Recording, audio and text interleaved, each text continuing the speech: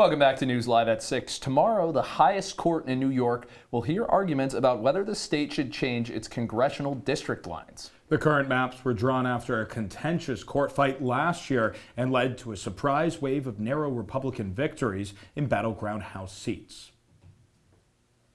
And here to discuss is our political reporter, Luke Radel. Luke, what are the chances we see these maps change? Well, John, if the folks at Stop NY Corruption have their way, the congressional district maps here in the Empire State won't change for another 10 years. That's the usual cycle for a process called redistricting, where each decade as the new population numbers emerge from the census, the district lines have to be withdrawn to make sure an even number of people live within each U.S. House district. But sometimes those lines can be drawn in a way that intentionally includes or excludes some voters based on their political party. That is a practice called gerrymandering, and as the leader of the Stop NY Corruption group points out, it is prohibited under a 2014 amendment to the state constitution. Here's Bobby Ann Cox, an attorney who is sounding the alarm about this issue. What is going on? Well, we have corrupt politicians in Albany that are trying to undo the will of the people. When redistricting is not done properly, it leads to gerrymandering, which is unconstitutional. It is illegal. Our New York State Constitution says that you will not draw the maps to favor one political party over another.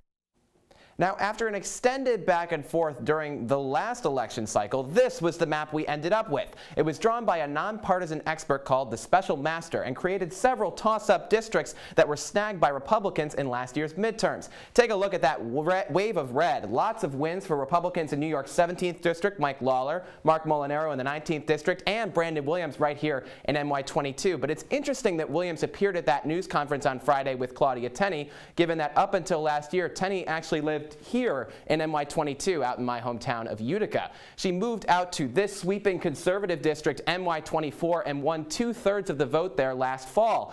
And one of the votes in her corner was Brandon Williams, who is still living in the 24th district and couldn't even vote for himself. And with this situation still going on, I asked them both a fairly simple question. For the members of Congress, regardless of how the lines shake out, by this time next year, will you both be living in the district that you're running to represent? Nobody knows. We don't know what the lines are. So that's one of the problems. It's actually a great question because it points out and emphasizes one of the problems that we have. If we keep redrawing the district maps, then how do the representatives know where they're supposed to be? How do they know who their constituents are? How do they know how to represent those constituents? Because they just got pulled from this section and now they're spread out over here and now they have to, it doesn't make sense. Notice you only heard from one of the members of Congress on that question, Congresswoman Claudia Tenney, saying that, quote, nobody knows whether the members of Congress will be living in their districts by this time next year.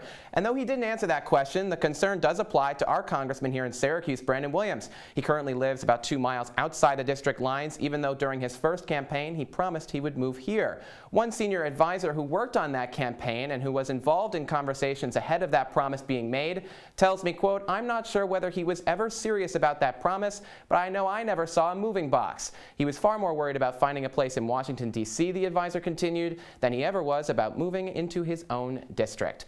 Now, guys, we will be monitoring this case as it moves forward tomorrow, and it'll be interesting to see whether the Court of Appeals decides to tear up these maps and start all over again. Jake and John, back over to you.